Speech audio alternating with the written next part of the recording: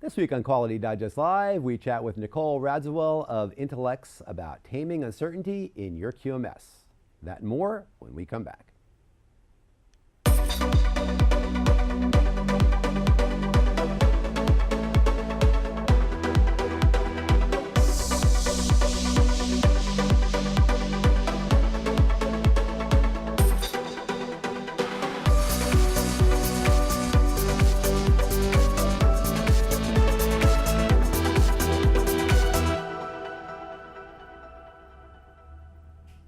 And welcome back to Quality Digest Live for August 31st, 2018. QDL is your weekly look at who and what is making the news in the world of quality. I'm Mike Richmond, publisher of Quality Digest. Our show's usual co-host, Dirk Ducharme, is out for one more show before returning from vacation next week. We'll all look forward to seeing Dirk again. I'm sure you all will as well when he comes back on Tuesday. Well, you know, every once in a while, turning to our first story of the week, every once in a while, those glorious geeks over at the National Institute of Standards and Technology take a look through the dusty shelves of NIST's underground storage dungeons to uncover weird old artifacts that, presumably at least, once had a purpose for test and measurement professionals of a bygone age. And that's the premise behind the article, More Unidentified Museum Objects by NIST Supervisory Public Affairs Specialist and self-professed unabashed science fanboy, Jason Stoughton.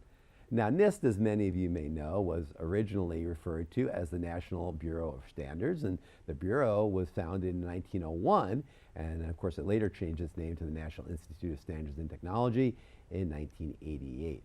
By any name, however, the organization has been devoted to the science of measurement for many, many, many decades, as you can see, going back to 1901. Now, periodically, as mentioned, the NIST team digs up some odd pieces of equipment and asks the precise question, what the heck is this thing? And in this most recent installment, Stoughton and crew present three such mysterious objects crying out for solutions. For example, there's this one. This is the first one. This fearsome looking beast is item number 0373. They're all numbered as such. Now, I don't know, to me this one looks like a kind of a miniature War of the Worlds model of some sort. Apparently it's missing a leg, I guess. No one knows what any of these things are. They're fairly old and NIST found them, so don't know. What's your guess about what that is? I really don't know. The next up is item number 0002, which right there you can see it. It might be some sort of a combo, I don't know, thermometer, a turkey baster, I don't know, Christmas tree decoration. I don't know. What's your guess as to what that thing is? I really don't know. And finally, NIST presents item number 0268, I believe, and that's a construction of a contraption made of wood and wire, and it's big. Apparently this is like the size of a soccer ball, this thing. I don't know, I think it was intended maybe for use in fishing or as a gigantic yo-yo of some kind of sort. I really don't know. In case you can guess, or in case you couldn't guess, you really have no idea what that stuff is. However, if you'd like to hazard a guess yourself or a series of guesses, you can go online at nist.gov and look at the Taking Measures blog. That's where all the stuff is posted. There you can submit your theories. Correct answers, by the way, win nothing except the bemused and vaguely concerned regard of your fellow industry professionals, including me. If you know what any of that stuff is, I respect you. I kind of fear you a little bit because those are some really weird things. But NIST does that every once in a while. They kind of dig that up probably every quarter, a couple times a year. They present that to you, the unidentified objects from their shelves. So again, go out to NIST, the Taking Measures blog, and check that out and see if you want to submit your guess as to what that stuff is. Alrighty. Well, for our first story of the day, our first feature of the day. Now, for many, the new language found in ISO 9001:2015 that most resonates is that involving risk-based thinking, risk and risk-based thinking. The framers of the standard intended registered organizations to have a much clearer understanding of the nature of risk and how risk-based thinking can help improve outcomes for their companies, for your companies. This mindset allows those within the organization to actively address quality from kind of an active as opposed to a reactive position. The result is a nimbler enterprise that's prepared for opportunities and less prone to trying to drive by looking in the rearview mirror. Too many of us do that too often. Joining us now to chat about risk and how it factors into today's forward-thinking quality management systems is Nicole Radziwill, and Nicole is the quality practice leader at Intellex. So Nicole, welcome to Quality Digest Live. Thanks very much. How are you today? I'm doing great. How are you, Mike? Great, good. Thank you for joining us. Well, let me ask you this to start with. What is it about risk that is one that registrants to ISO 9001 2015 in particular most struggle with? What do you hear that people have the biggest questions on regarding risk? So the nice thing is that at this point, we have some early returns from audits. Some organizations have started to transfer to ISO 9001 2015. And so we can take a look at some of the struggles that are being reported back from the auditors. And so one of the findings is that your organization may have been doing risk management for a while, but how to integrate it into your quality management system is the struggle right now. So specifically around formalizing the process. How do you find the right degree of structured, systematic approach to risk management? You don't just want to build a risk register and then put it on the shelf and ignore it. You have to figure out a way to actively integrate the results of your risk management activities into your organization. So you want to make sure that you follow several different steps that abide by plan, do, check, act. You want to identify the risks. You want to analyze the impacts of those risks to your organization and the quality management system. You want to do both of those. You want to prioritize those in some sort of structured and systematic way. And then you want to decide on actions. One of the things that I know some organizations don't realize is that there's several different actions that you can take. You can do something, you can mitigate that risk, or you can do nothing, or you can do something kind of halfway, like insure against it, or otherwise, make it external or out of scope. When you have those actions decided upon, then you actually have to do it. You have to implement those controls. You have to follow through with what you decided upon. And like any other quality management system, keeping records of those actions, using what you learned to continuously improve the quality management system and your business outcomes related to risk. You want to make sure you close the loop there. And so I think that's the issue, the key that we see organizations struggling with right now. And for organizations that maybe aren't ISO 9001 2015 registered, aren't in that ISO framework, we had an article that you wrote for us that we ran this week. You talk a little bit about some other frameworks as well that people can utilize or that people are using, that they really should understand risk within those frameworks as well. So what are some of those frameworks? Just as a quick example, in the Baldrige criteria, Section 2 on strategic planning has incorporated risk-based thinking into the strategic risk of the organization for quite a while. Operational risk is addressed in Chapter 6 on work processes. And so one of the best resources for learning about how to design the risk management processes that follow risk-based thinking would just be to look at some of the award portfolios, those 50-page prospectuses that are published by NIST. You can actually look in there and see how the best performing organizations are implementing these thoughts or have implemented these thoughts. We have a long history of those since these sorts of considerations have been Baldrige criteria for about 20 years now. Mm-hmm. And you also talk about risk-based thinking as being different than enterprise risk management, ERM, or operational risk management, ORM. So who is risk-based thinking really for, in your perspective? So the core of risk-based thinking and enterprise risk management or operations risk management is essentially the same. You're trying to explore as much of possibility space as you can. You're trying to figure out in advance how to respond to those possibilities. The practice is different, however. So at the enterprise level, there are going to be processes for coordinating risk assessment, for coordinating the responses, and for making sure the entire system is helping you achieve the top level goals of your organization. In particular, making sure that system is matching your organization's desire for risk and your tolerance for risk. So in contrast, risk-based thinking is for everyone. It goes far beyond the risk registers or the decision trees or the bow tie diagrams.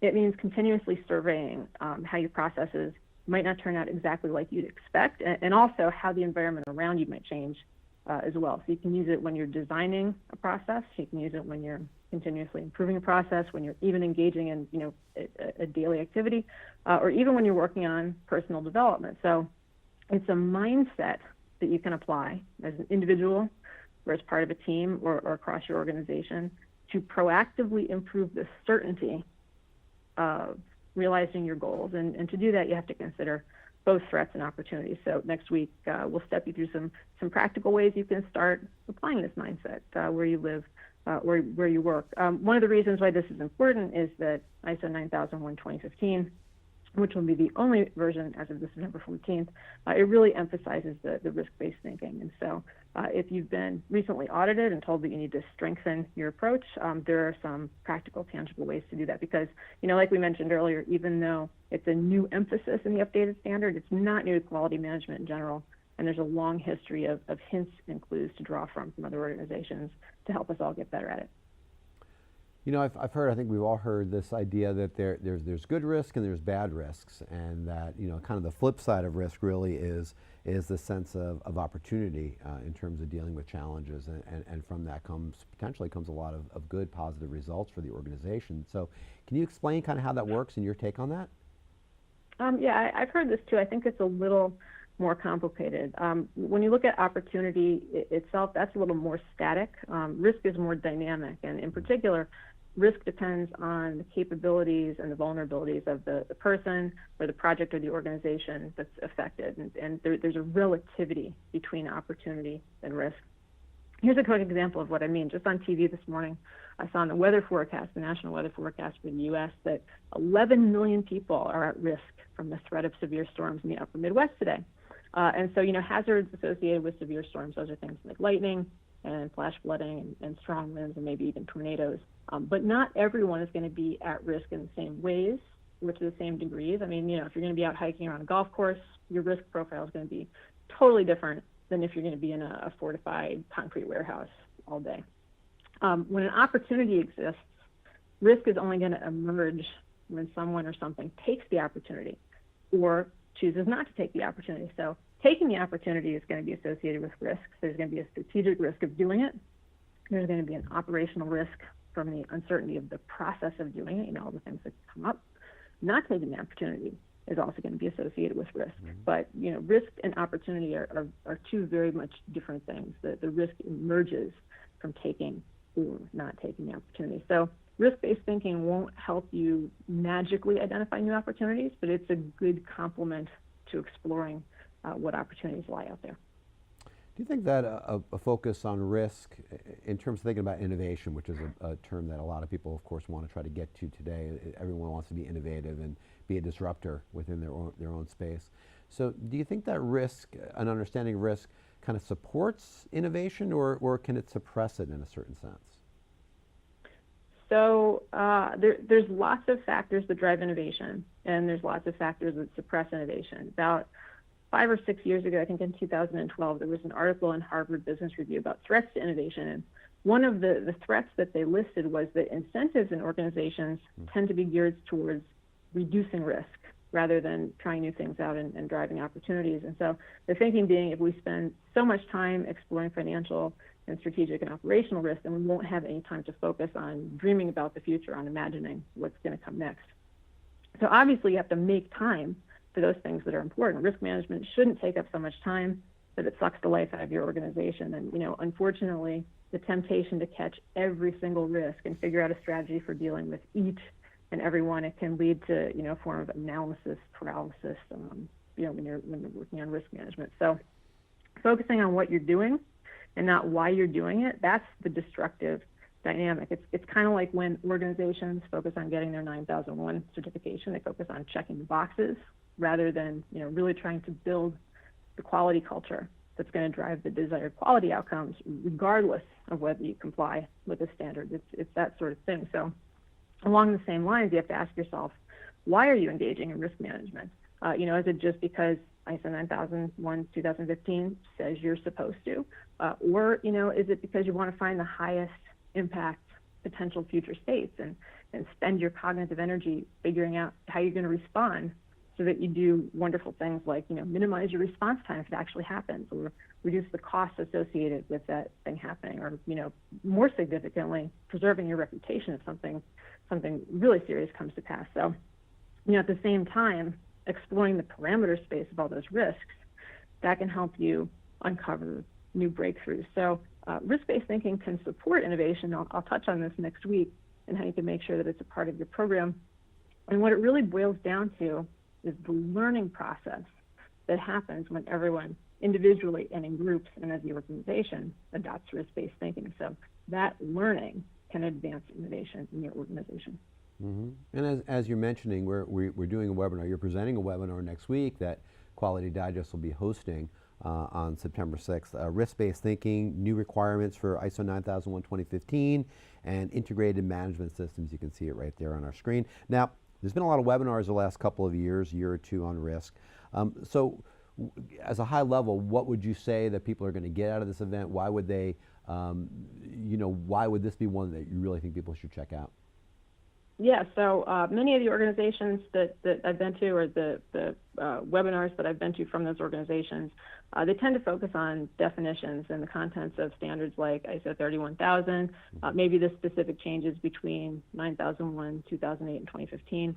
And the webinars that I've been to, they feel sort of academic. There's kind of a leap between those definitions and, exactly, what am I going to do when I go to work tomorrow? How can I use this? So this webinar is going to include some of those definitions and structures, but it's going to focus more on understanding what risk-based thinking is and how to help everyone in your organization learn it and internalize it and apply it. Also, we're going to have some great stories, including one about risk-based process design that has potentially very personal impacts, and then one about a global supply chain cyber attack that I really enjoy talking about, with some lessons about what we should pay attention to when we're thinking about risk. So it'll be fun. Yeah, sounds great. Sounds like good stuff for all of you out there. Again, as we alluded to, Nicole, again, is presenting a webinar next week. The title of that webinar, once again, is right there. You can see it. Is risk-based thinking, new requirements for ISO 9001 2015 and integrated management systems. It's Thursday, September 6th. It's 11 a.m. Pacific, 2 p.m. Eastern. Nicole is presenting. Dirk will be the host of that event. So as you can tell, you got a good taste of it there from Nicole. She knows what she's talking about. It should be a really interesting event. If you haven't registered for it already, there's still time. You'll be getting some reminders in your email this week coming up. So Nicole, thanks again for joining us today on Quality Digest Live. We're going to see you on Thursday. Yeah, thank you so much, Mike. See you then. Thanks. See you then. Bye. Yeah, and I think everyone again got a pretty good idea. Nicole's got a really good depth of experience and information on this topic, from the academic as well as from the kind of the systems perspective on how this stuff is operational, how risk is operational for organizations. It's important, and I think you're going to get a lot out of that one. Many of you have registered, but there's still time, so be ready to register if you haven't done it. You'll have a couple of days next week after the holiday. All right. Well, for our final feature on the show today, we're going to turn to the importance of information in the management of an organization's most important asset, which is its people. I mean, we've said this time and time again, there's really no more important asset than an organization has than the people that help it accomplish its mission, interface with its clients and customers, and really carry the ball forward. Is it time to to bring data to managing, sorry. And that's the editorial question asked by freelance writer Aaron Brown. The piece first appeared last month in Knowable magazine, and we reprinted it in yesterday's issue of the Quality Digest newsletter. We're always on the hunt for good content, and this piece was a good long-form piece in Knowable, packed with great information, and I really encourage you to read it. As I mentioned, it's a long piece. It's not real short, so it'll take you a little bit of time to go through it, but you're going to find it really interesting because it's really good, great information within it. And in it, Brown walks her talk by providing a lot of research to support her assertions, and that's really important because the key takeaway here is that evidence-based management requires, and wait for it, evidence. Imagine that, evidence-based management requires evidence. Some of that proof exists already, but a lot of work still remains to be done to help managers understand how to best measure things like employee productivity, efficiency, and satisfaction. All really important things for managers and executives to understand, and yet really not a lot of good scientific data to help managers and executives, again, understand those things. Really critical. But even when there's good information on these topics, there remain some significant hurdles which Brown closely considers in this piece. I mean, managers, if you think about it, many times they want to tend to do things by the gut. Many times they fear change, or they may be intimidated by the academic rigor and complexity of deep research on management. That's a really good point. If you've researched and looked at any of these papers, the findings, sometimes they're pretty dense and they can really involve a lot of focused attention that some managers may say they don't have the time to do that. But think about what you're missing. You're missing the opportunity to really understand, again, from a data-driven perspective, what's going on. And the fact remains that companies like Google, for instance, which Brown holds up as a positive model of evidence-based management, are deriving great value by, again, patiently engineering metrics to improve what they call their people operations. I like the phrase there, they use people operations, not human resources, people operations. That's a good one. And the irony here is that executive teams often do a great job, a really fine job of using data to make decisions about things like production or supply chains or sales forecasts, any number, innumerable pieces of data that they may consider, that they make decisions based on that, based on what the data says. Yet when it comes to hiring or firing, when it comes to promotions, when it comes to salary, when it comes to working from home, or countless other things that really affect the organization's employees, management mostly seems to be guessing, and many times they're guessing wrong, let's be honest. And there's little question that managing people is among an organization's toughest challenges. I mean, even the term managing people is a challenge, right? I mean, if you think about it, I mean, they're people. They're not products or services. They're not managed. They're people that you work with, that you encourage, that you mentor, that you help to lead, to grow, and to help your organization grow. Be that as it may, figuring out a way to maximize the output and the satisfaction level of the employees that work with you and for you, it really should be treated scientifically and handled with an eye toward what the data are saying. This really is the next great frontier with regard to quality and big data for today's forward-thinking organizations, is how do you manage the people, again, that work with you. And even when you think about people operations and you think about your customers, many times there's much more data on customer behaviors than there are on employee behaviors and employee motivations and satisfactions, yet one is very intricately linked to the other. So really interesting piece there on managing by data and what that means. So check that one out by Aaron Brown. Again, we ran it yesterday in Quality Digest. Okay. Well, that's our show. Quick one for you today. I want to again thank Nicole Radziwill of Intellex for joining us on the show. And don't forget, we're working with Nicole and Intellex to present the webinar Risk-Based Thinking, New Requirements for ISO 9001:2015 and Integrated Management Systems. And again, that comes up this Thursday, September 6th at 2 p.m. Eastern, 11 a.m. Pacific. You can see it right there. Dirk is going to return just in the nick of time to host that one.